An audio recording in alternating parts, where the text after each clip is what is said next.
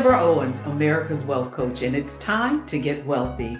You're going to learn exactly what you need to know and do to finally achieve the level of financial success you desire and you deserve. Recession, layoffs, inflation, it's getting hard out here in these financial streets. And now is the time when we really want to think about what financial experts often say, and that is have a little cash for a rainy day. But the question is, how do you actually find the money so that you can build up a cash reserve so that in case you're one of these layoff casualties, you've got money set aside instead of going to the dreaded credit cards? But here are three things you may not know about what it's going to take for you to actually accumulate that cash reserve. Well, here's the first thing. It takes time to achieve it. So start now. The other thing is, if you watch the pennies, the dollars will take care of themselves. And then finally, you cannot save your way to wealth.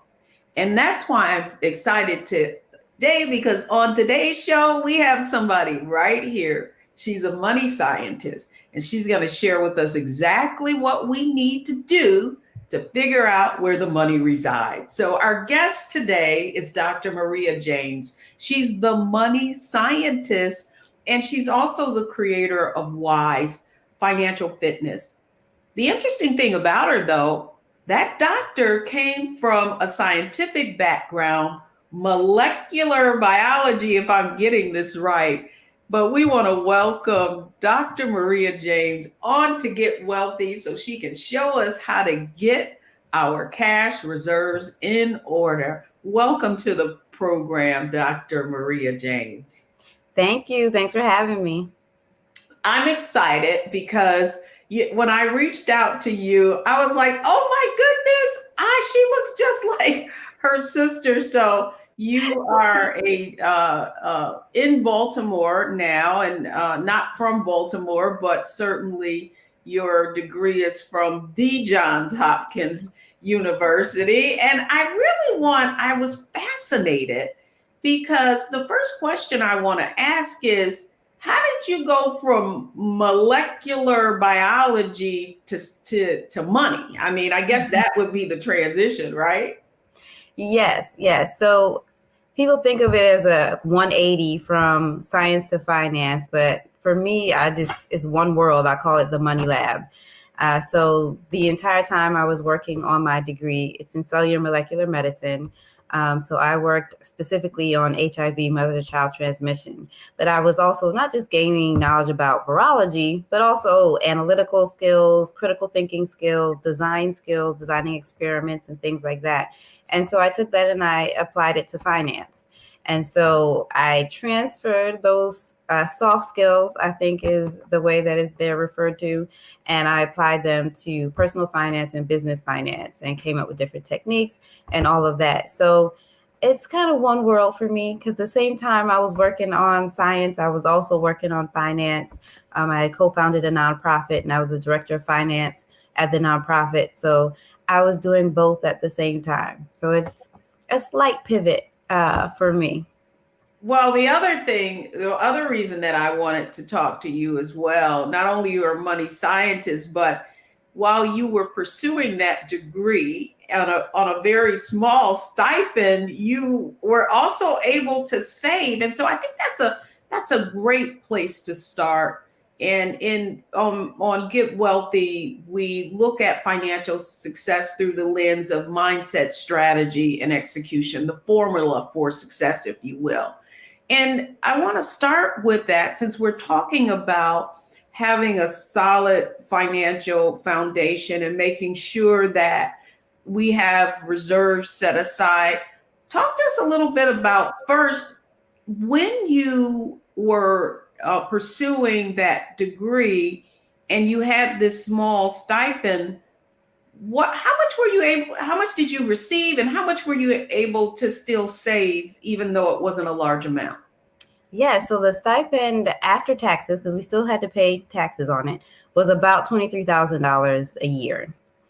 And we had to pay the quarterly taxes. So you just sent them, well, I just sent 30% every quarter so that I wouldn't have a large tax bill at the end of the year. And I just have always been very, very interested in personal finance. So I had my little techniques and things that I had started using in college, and really before then in high school, and then in college got better at it, and then in grad school honed them even more. And I remember reading articles and things like that, and it was always like, oh, I stayed in my mother's basement and saved up, which is great for anyone who's able to, stay with their parents or have a lot of roommates and things like that in order to save money. That is absolutely awesome. For those of us who can't do that, or in a situation where it's just not possible, and you're like, okay, I'm taking care of my own household, how do I go about, saving money? I didn't see any of those articles, so I had to come up with my own stuff. I had to come up with my own things. Yeah. So here's the thing, though. Like, you clearly, I think some people are wired, right, to be say, like, you have different, I believe, beliefs and attitudes around money, and so much of that typically comes from your environment, right? So that's the other question I want to ask you. Were you raised in an environment as a family where your family was frugal, and so that's where some of those beliefs comes from, or was it the opposite? No, definitely frugal. I am one of 9 children. I know you know my sister. We are. Yeah, I thought there were only 2 of you. There's 7 more. No, yes. And where do you fall on that? I am the third oldest. Okay. I'm the third. Yeah. Okay. Yes. So, we always had piggy banks. For as long as I could remember, I've always had a piggy bank, and mine was Sebastian the crab from The Little Mermaid. And you know how kids can be kind of obnoxious. I remember I had to be like maybe 3 or 4 years old, and I was sitting on the floor and I was pulling the plug out of the piggy bank and dumping all the coins out, and then one by one, clink, clink, clink, putting them in and doing that over and over. And my mom finally was like, Marie, what are you doing? And I was like, oh, I'm playing with my money. And my mom said something to the effect of, no, you're supposed to, put the money in there. And when you get a lot of money, you save up a lot of money, then you can buy something big that you really want. And, I'm paraphrasing everything because I was like 3 or 4. I don't remember the exact word. I'm fascinated that this was being done this young, though. Yes. Kids can understand the concepts much earlier than we give them credit for, because that is just a memory that stuck with me. I'm like, oh, I have to save my money. And great saver, as you mentioned, was always putting the money aside. And that's one of the lessons that came from my parents. So now here you are, and you are certainly an adult, right? And you've chosen personal finance as your vocation now, your business. And as you've been working with people, what do you feel like the mindset that it will take for people to adopt for them to be able to manage their money effectively, specifically those who find it challenging and are spenders as opposed to, frugal people? Yes. So the mindset shift needs to be that every dollar has a job, right? So what you see a lot of people doing is, I'll pay all my bills, and then what's left over, I'm going to try and save some money. And we know how that goes. You end up eating out more than you think. Ooh, you saw this sale, so you're going to get these items that you really want, and then the amount that you thought you were going to have to save, you don't, or you have nothing left over to save. And so pay yourself first and give every dollar a job, right? So that's how I kind of have thought of it. And I've heard other people say this. So you want to give every dollar a job, where it's like, okay, paycheck 1, map out where's that money going, right? And then, okay, I'm supposed to have, once you do your budget, I'm supposed to have this specific dollar amount to save. Go ahead and send that over to the savings account. You already ran the numbers. You have that money. Send it over to the savings account, even if you have to split it up. Some money coming from paycheck 1, some money coming from paycheck 2. Once you get paycheck 1, the amount that's supposed to come from there, send it over to the savings account. Because if you wait, that money gets eaten up. it goes. Yes, and there's one other aspect I want to talk with you about mindset, and this is what I find in the wealthy you community that can be so challenging for people. When I hear people say, "Well, what if I don't have enough money? What if I don't have enough money?" And I would say that often I feel like that too is a mindset issue, right? So, what kind of mindset do folks need to adopt if they feel like they don't have enough? What do they need to do to shift? Basically, I tell people that you have to run your numbers and then convince yourself, right? I am a big proponent of affirmations, right? So saying those affirmations of, I do have enough. I am cash resource low, but I'm not broke, right? Saying these type of things to yourself so that you do that mindset shift and asking questions instead of stating facts. And so what do I mean by that? Instead of saying like, oh, I don't have enough money, change it to, okay, how can I get enough money to save? Because then that gets your mind thinking, okay, now it's a problem to solve versus this is just a statement and it is the way it is. So when you ask the how question, you start trying to figure out, okay, how can I do this? How can I figure this out? And you will start thinking of ways to save and you'll be more open to ways to save. So that to me is a big mindset shift, changing it to a question instead of just stating it as a fact. I'm so glad you said that, because I do think there's another issue, and that part of it is people settling in that current state. So when we come back, what I want to talk about now is strategies, right? So we talked about mindset and how you have to really shift and start thinking about not what I don't have, but what I can create. When we come back, I want to talk about some specific strategies that folks can use if they now want to figure out not only how to manage what they have more effectively, but create more. So when we come back, folks, it's all about strategy.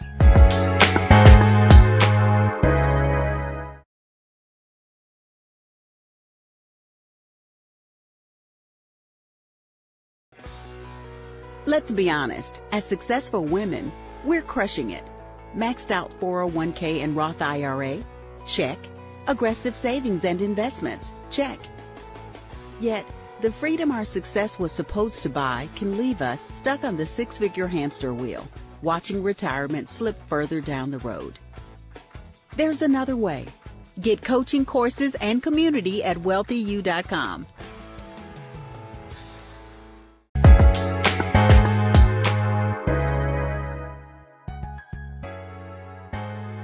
Welcome back, everyone. I'm Deborah Owens, America's Wealth Coach, and we're talking about getting wealthy and you making sure that you have a cash reserve, somewhere to land in what has become a pretty volatile economic landscape that we find ourselves in. And joining me today is the money scientist, Dr. Maria James, and she's really focused on helping you manage your personal finances more effectively.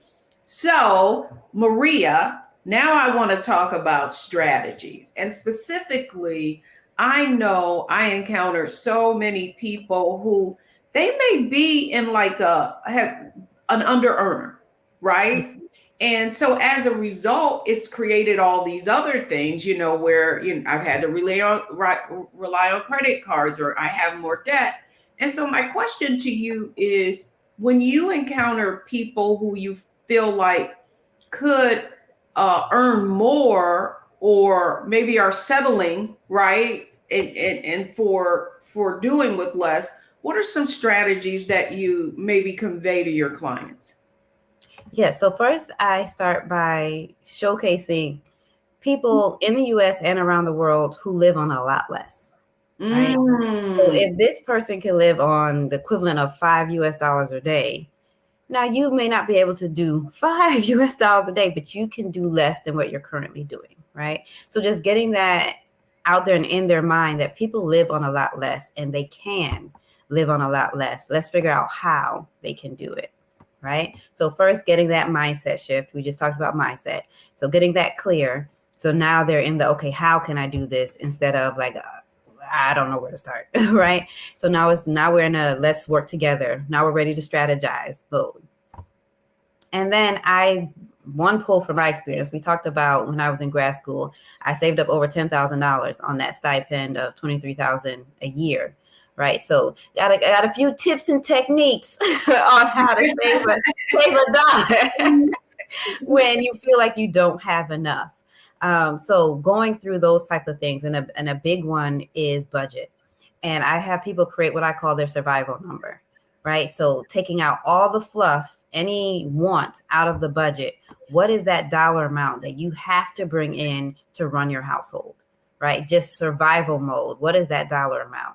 So Okay. that's more like then, from a practical standpoint, okay, you got rent, got to pay that, got to pay your utilities, got to pay your car note, or you're not going to be able to go, and those insurance. So those even fixed and variable expenses. But I think that where so many folks get into trouble, Maria, is it's those variable expenses. Like whether it's groceries. And now, I mean, that's the point. We're seeing inflation is making what that $100 a week grocery bill is now 125 or 130. So what are your what strategies do you think people can use now to address prices increasing on their everyday needs? Right. So it's two-pronged. I feel like you can work on cutting the expenses, and then you work on increasing your income. So with cutting the expenses, don't only think of, okay, I have to slash this budget amount. Also think about, okay, how can I use less of my money to afford this same thing? So for example, years and years ago, couponing was really big, right? We had TV shows and all these things where people with the extreme couponing. So that is just an example of, okay, I'm not lowering the dollar amount, but I'm figuring out how I can afford it without using more of my individual money, right? So those variable expenses, doing that for each one. And then also things like, even with the fixed expenses, calling, because I think when people think fixed expenses, they think this is the dollar amount and I cannot change it.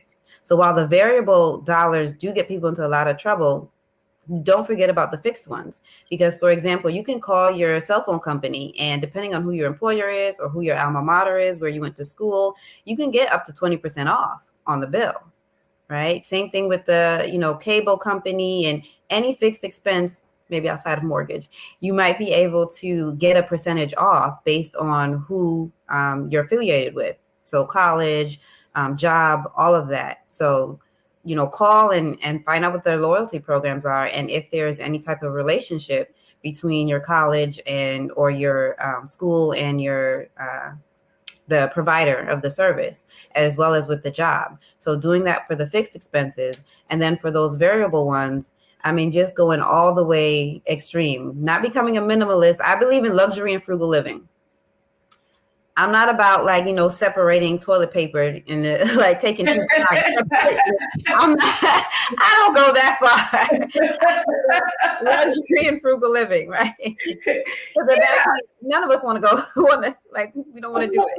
Well, I do think the point that you're making, and that is important for people to understand when it comes to money, is that sometimes it's not about resources. Sometimes it's about resourcefulness. Yes. Right. And that often what happens is, we live to the level of our income and probably 15% beyond. Right. I mean, that's what the stats show. If you make 50,000, you're going to spend, another 10,000. And that's how we end up in trouble. And so the other question I have for you is just like, from a strategic standpoint, what are some of the, we talked about couponing, we've talked about, managing our resources more effectively, but what are some other strategies that people can use so that they don't go out of the lines? You know what I mean? Like, I feel like even myself, I would sometimes put myself on a cash budget, because I know when I'm, in my mind, I'm saying, oh, well, you can get points. And then I get that credit card bill, and it's like, what was I thinking about? Like, now I got to pull from savings in order to meet that, when in fact, I was thinking that I was being, strategic and going to get my little points, but I actually overspent. And so how do you put those boundaries around yourself? Yes. So I think there are a few different ways to approach it. One is to keep the goals top of mind. So I tell people to do like a vision board, or just, I'm very linear. So I'll list my goals out and then put it up somewhere where you can see it, or take a screenshot and you want to, put that on your cell phone or what have you. So when you're out and about, that you're able to see it and you get that reminder of the goals. Put a sticky note on your credit card, so that when you pull it out, you're like, oh, is this going to put me further to my goals or away from it? So you get that reminder in the moment so that you're not spending. So one, keeping the goals top of mind, and then, getting alerts. I use something like some kind of money management software, something free like mint.com or something like that, where, it'll give you an alert to say, hey, you only got $20 left in this category. You sure you want to do this? Oh, you mean there are programs that I can program my different budget categories, and when I like that. I like Yes, that, right? yes. So you can use prompts, and I do feel like the phone is always with us, right? And I think that I think the studies show that even from a communication standpoint, now we're more apt to respond to a text than we are looking to the mounds of emails. And so to that end, I do want to go there just from a budgeting standpoint. When you say budgeting, people always feel like, oh, it's so restrictive. What is how do you influence your coaching clients on, sell them on the idea of a budget? I guess that's the question. Yeah. So it's for some people, it's, a curse word, they break out in highs and things when they say the word budget, but I tell them it's a plan. Is just a plan, right? If you want to achieve a goal, you make a plan, so prep for your success. We want to prepare for your success, your financial success. So we make a plan, and that's all the budget is. It's just a plan. That's good. So a spending plan, the other thing that I find is that structure gives you freedom, right? Yeah. Like, I think oftentimes we're really thinking about being confined. It's when we don't have structure and we go out of the line that we have all that anxiety around it. And so I love, though, giving examples. And so can you give an example of someone that you've coached that was resistant to a budget, and perhaps how they kind of transitioned to it really being, oh, this is the best thing that ever happened to me? Yeah, so I'll give an extreme example, because we talked about an individual who felt they didn't have any money. So I actually worked with an individual. We did a 20-minute consultation, and she said that, hey, I am over every month, and I can you help me? Where does I can't, where? And I'm like, okay, breathe.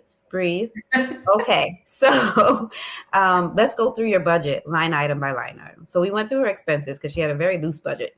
It was like, this is the money I spend, not really, a budget. So we went through the expenses, and to make a long story short, by the end of the 20-minute conversation, we have figured out how to free up enough money so that she could save at least, I think it was $20 or $50 a month. And we gotten her expenses all the way down by $200 or $300. And it was literally, okay, let's go line by line. And for the ones that we can do something about, what can we do, right? So figuring out which line items we could do something about, and figuring out what we could do to get it so she was living within her means, and then had a little bit left over to actually save. So going from over every month to, okay, I got a little bit I can save every month. So well, no, I do feel like the way our culture of, shopping has become like a leisurely sport, something, it's a hobby for many people, just in terms of spending. And I do feel like part of that is just being in this culture of marketing and consumerism that really, well, a couple of things. we get our money habits from they're inherited in many times. So if that no one ever taught us how to budget, you just think you got a job, I'm just going to make more money and that everything's going to work out. But what I do find, Maria, and I wonder if you have found this too, and the people that you're working with, is that if they can't manage what they have, that more money is not going to solve the problem. Do you agree? Like more money, more problems. Yes. You had it right. Yes. Like if I you tell can't manage people what you have. exactly. I tell people if you mismanage $10, you're gonna mismanage $1 million. It wouldn't matter if you made $1 million a year. If you can't manage 10, you're not gonna be able to manage the million. I love it. That's a good one. I hope the audience gets that. That is a nugget. That's a wealthy nugget, y'all. So when we come back, we're going to go right to we're going to go to execution. So we've been talking about mindset, strategy, budgeting, that sort of thing. But now, what do you need to do to apply what we're talking about today so that you can have that cash reserve, and regardless of what storm comes your way, you're going to have the money put aside to have it as a cushion. So don't go anywhere, folks. We'll be right back.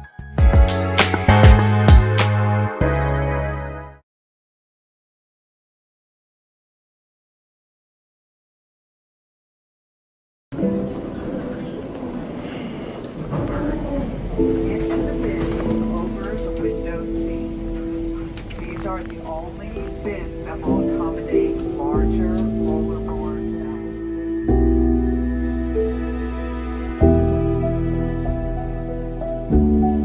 They put 10 in here? 10, and you don't come out till you die. And you eat him, you poop him. Oh my God. So what?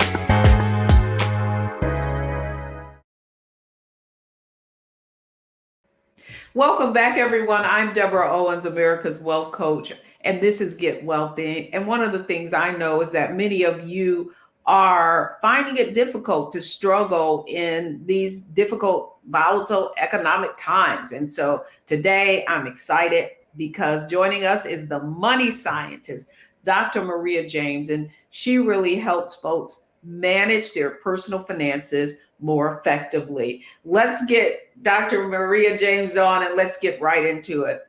So we talked about mindset, and that really was beginning to look at your money in a different way. And now we talked about some strategies, and I came away from that knowing, listen, you're preaching to me too, that budget, just having some what do I want to say, rails, just like you go bowling and you have those rails, so you don't go off. I do think we go off the rails a bit. Now I want to talk about execution. And the first question to you is, if someone's listening or watching this program, what's the first thing they need to do if they want to get their finances in order? Where do you start? Getting an accurate picture of their current financial situation, right? So really figuring out where is their money going. So take a look at what they're actually spending, because sometimes we think, when you keep the budget in your head, you think how much you spent on groceries, or you think how much you spent on gas or whatever it is. Those variable expenses will get you every time, like we talked about before. When you have the tab in your head, we're always off. Always. So taking a look at the actual bank statements, or going online, everything's online now, going online and looking at the actual transactions and figuring out, okay, where is my money going? And don't worry about a budget. Don't worry about slashing anything. Just figure out where the numbers are. Figure out where the numbers are first, So you have a starting point. Okay, this is where I actually am. So let me ask you this, right? Because I think that one of the things I'm fascinated by is how many people are afraid of numbers. I mean, literally afraid of them, right? Fearful because perhaps I can remember I attended a Catholic school and like all of the girls were put on a administrative track and that sort of being good typists and that sort of thing, and kind of steered away from any kind of difficult math problems, right? And so I, even in our Wealthy You community, I often hear, specifically around researching things, that, oh, well, I was never good with numbers. And so when we say, just look at the numbers, the question I have for you is, what is a good and simple process of me being able to look at where my money's going? So if I'm just looking at a statement, I mean, that's still very passive. What is an active way for me to actually get a sense of, oh, and you hear people say, oh, now I know. Right. So set up a good space for anyone who's like, oh, I hate numbers, or I hate doing a budget. I can't. Set up a good calming space, whether that is the corner of your living room where you're facing the wall and you can't see everything else going on behind you, the corner of the bedroom, wherever you can set up. In the closet, I have people go in the closet and fix out a space where they can sit in the closet with a computer, wherever you can, in a space where it's nice and calming, so you can keep the anxiety low, you can breathe, and you can get through the exercise. Right. So one, set up that space somewhere you can be and you can sit it and get this done. And then secondly, like just really like going through the numbers. Unfortunately, you have to. But I mean, I'm getting, even from a practical standpoint, is a tool, right? So does it make sense for me to, people like journaling, maybe you do something fun and you have a little, okay, so this is going to be my money book, and I'm simply going to write down because if I were to look at my bank account right now, well, one of them, certainly on the credit card, it kind of categorizes everything, right? But if I were to look at my bank account, I'm just looking at, here's how much money you took out and here's how much money you put in, right? So I gotcha. how would you suggest that somebody that is fearful, knows that they're overspending or finding themselves going to the credit card, that's when things are out of whack, right? Yeah. How do I sit down now and really intentionally get a handle on where the money is going? Yeah. So one, making the categories that you mentioned is important, because as you're going through the bank statement, each transaction, you're going to put it in a category so that you can see how much you're spending for that dollar amount. I also tell people to create a money calendar. And this can be a literal paper calendar or, using like a Google Calendar or something. And you're going to put in when those bills are due and when you get your paycheck. And that gives a visual overview, which for some people is a little easier than looking at, columns of numbers or writing down transactions. Having that visual overview of, okay, now I can kind of see the flow. All right, all of these things are going out before I get paid. Right. So even though intuitively we know this, seeing it on the calendar helps people to say, oh, okay, that's what's causing the issue. These 3 huge bills are coming due before I get paid here. Okay, maybe I need to move this, or maybe, the previous paycheck, I need to save a little bit, so then they start realizing and thinking about, okay, how can I afford this so that I stop running out of money before I run out of month, right? That's exactly right. And I'm so glad you said that, because I also feel like another way that people find themselves in trouble, or let me not say in trouble. Like, I guess I'm going to ask you this question then. How do you feel about putting your bills on Autopay as opposed to trying to figure out, when you're going to pay them, because you're afraid that if you put it on Autopay, then, you could be overdraft and that sort of thing?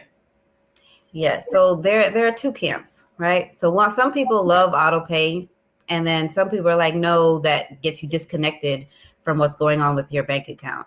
So some people believe you shouldn't put it on auto pay because that keeps you disconnected. If you're paying it every month, you're paying attention to where your money is going.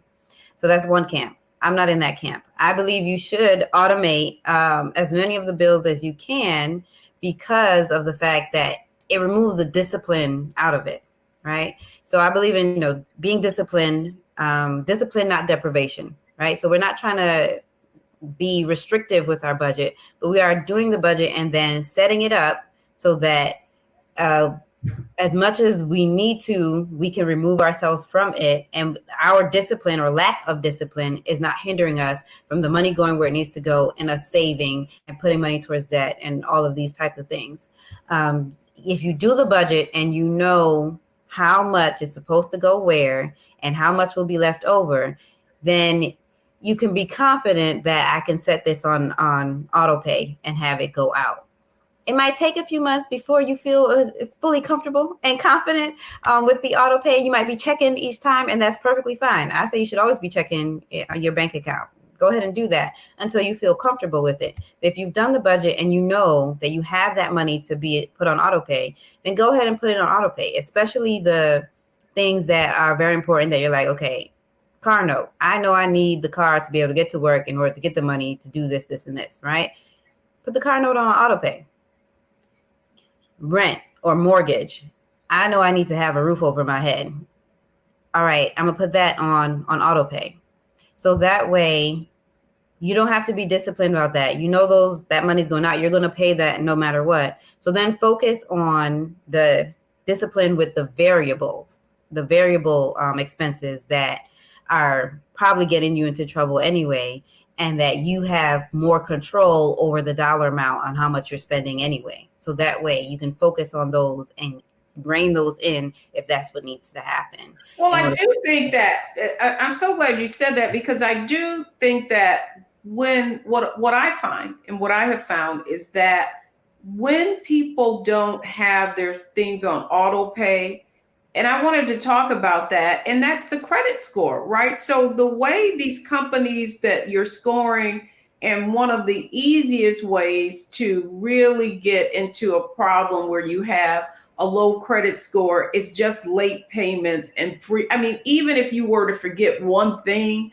next thing you know, your credit rating is down, to 600 or something. And so my last question I had for you, and we only had a minute, if you could give one piece of advice around improving your credit score, what would you give to our audience? Gosh, if you can pay off the entire thing every month. Leave the credit card at home is another one. If you can do that, if you're in a situation where you were just trying to get points, or you're just trying to, and you've been going over, leave the credit card at home until the discipline is there to be able to use it effectively. That's good. Dr. Maria James, we've covered a lot. Mindset, strategy, and execution. And when we come back, I really want people to be able to take everything that we've shared with them today and put like a plan together, because I believe that even though we can give a lot of knowledge, that knowledge is not powerful unless it is applied. So when we come back, it's our analyze, optimize, and maximize segment, where now we're going to have a conversation about how you can pull all of the things that we discussed together and put them into action.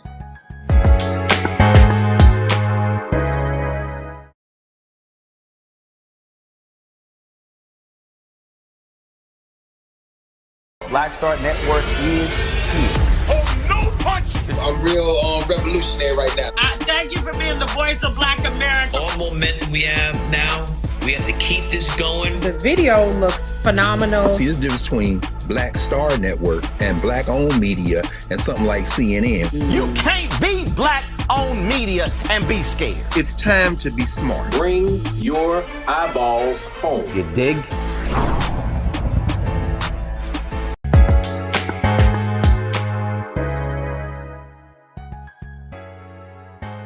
Welcome back, everyone. I'm Deborah Owens. On get wealthy, and we're getting wealthy around our personal finances today. And joining me is Dr. Maria James. She is the founder of Pocket of Money. I want to start there though, because we didn't talk about it at all. Where did Pocket of Money?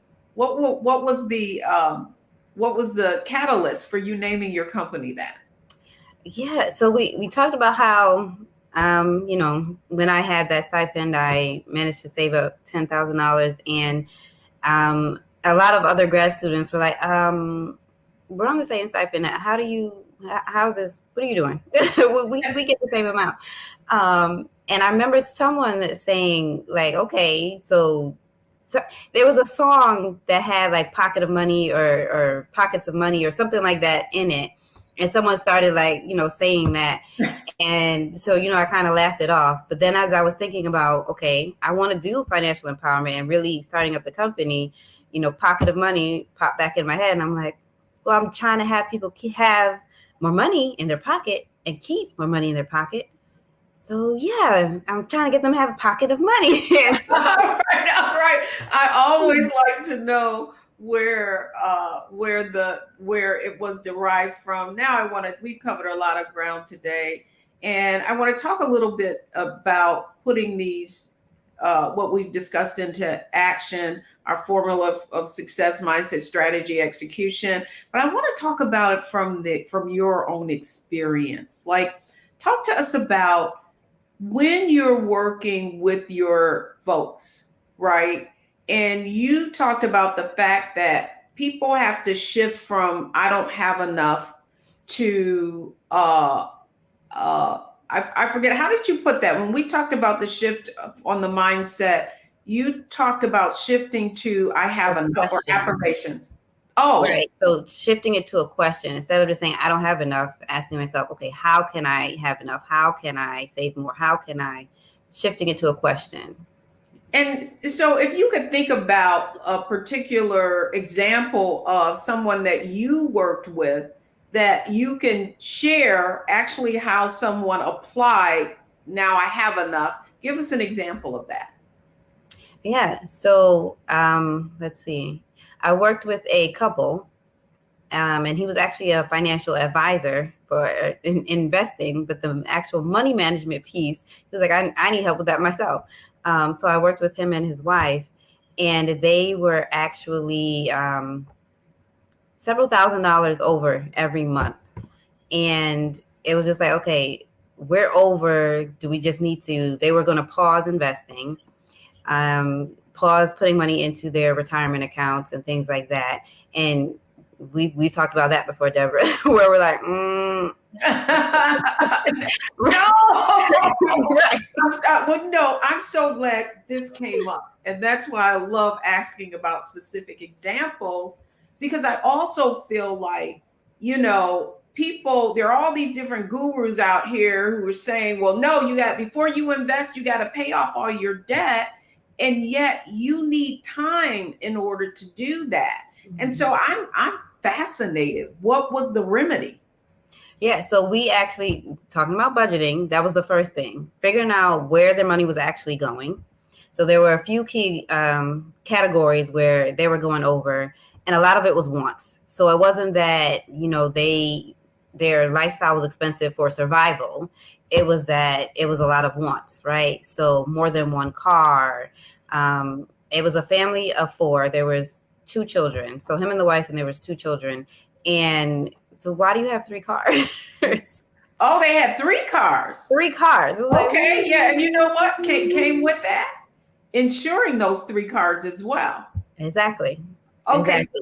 So basically, maintenance, gas, like all of it. Yeah.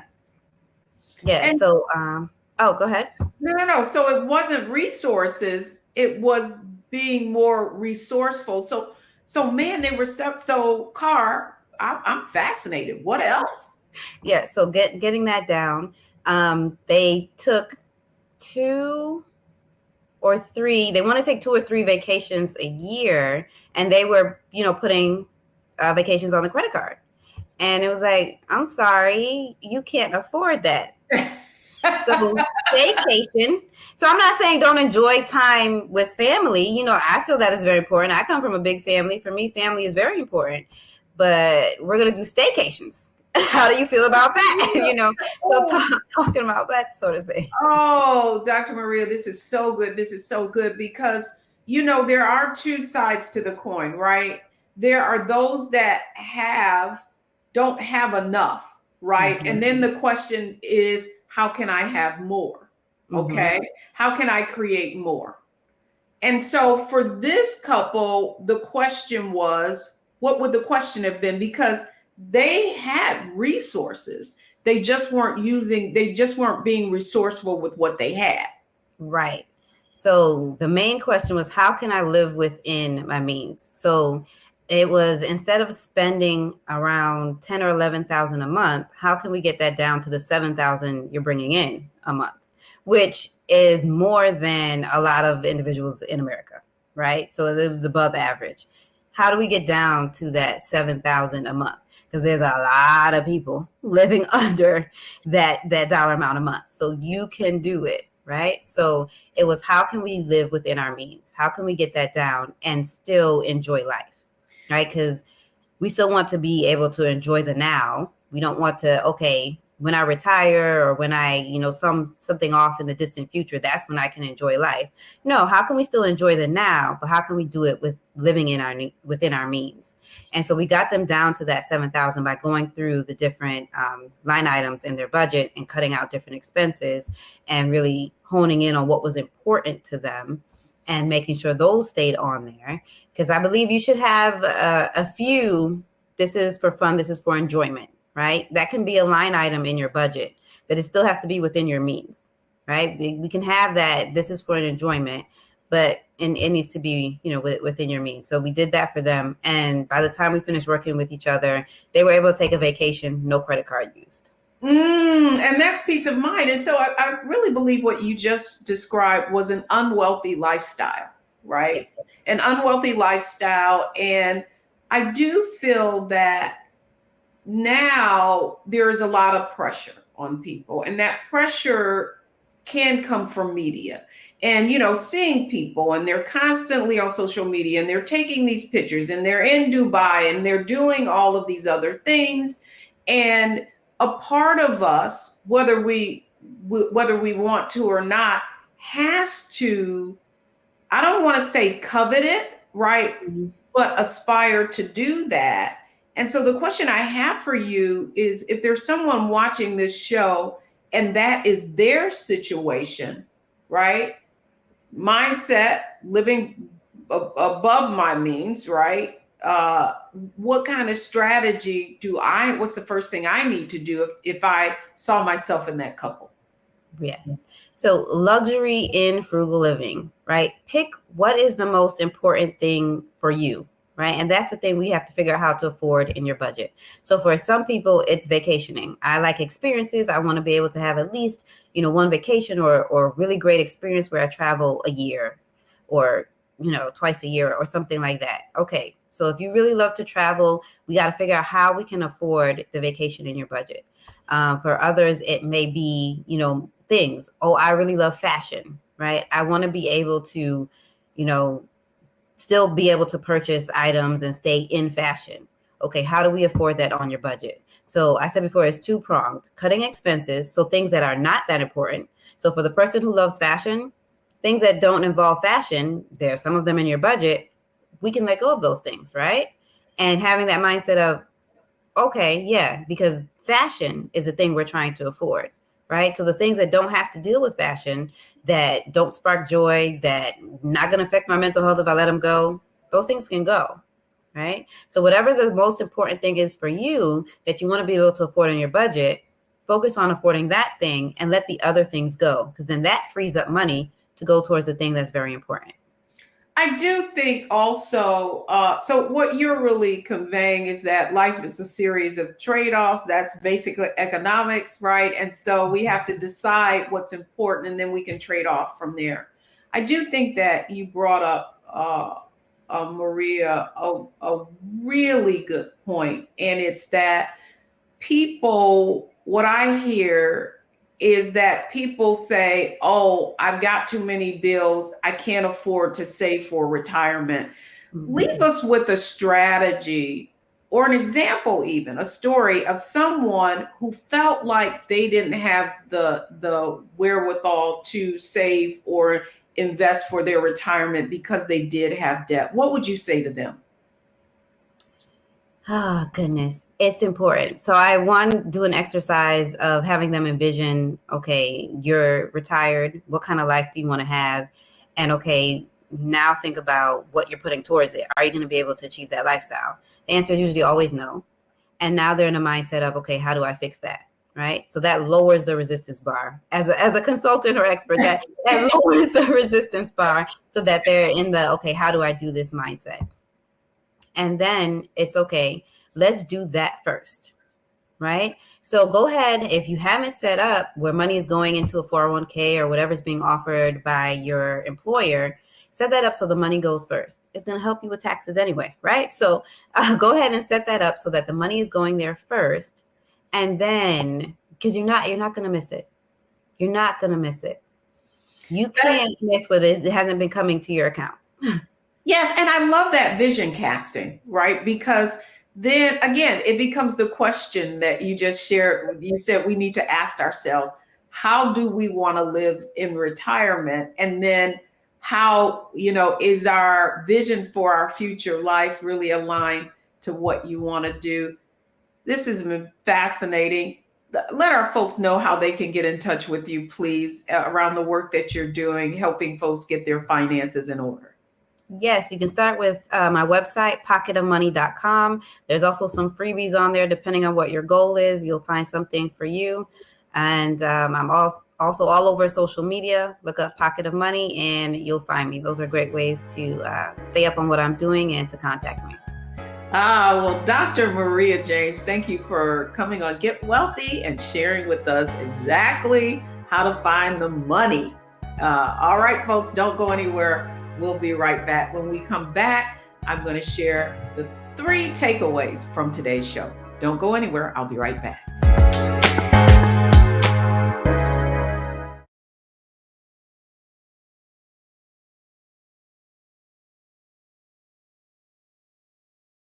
When you talk about blackness and what happens in black culture, we're about covering these things that matter to us, speaking to our issues and concerns. This is a genuine people-powered movement. There's a lot of stuff that we're not getting. You get it, and you spread the word. We wish to plead our own cause.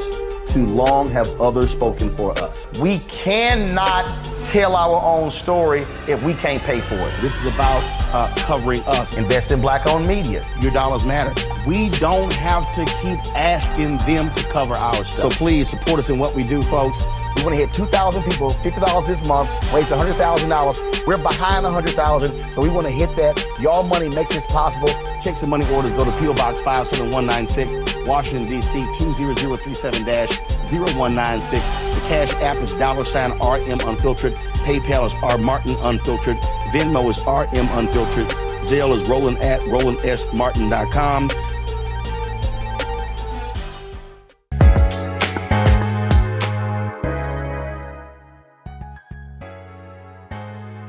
Welcome back, everyone. I hope you enjoyed Get Wealthy today with Dr. Maria James from Pocket of Money. Here are the 3 takeaways from today's show.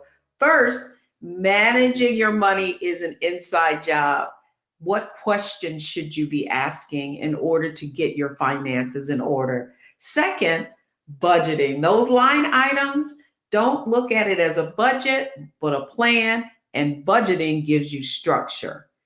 And on top of that, you know what else it gives you? Structure gives you freedom.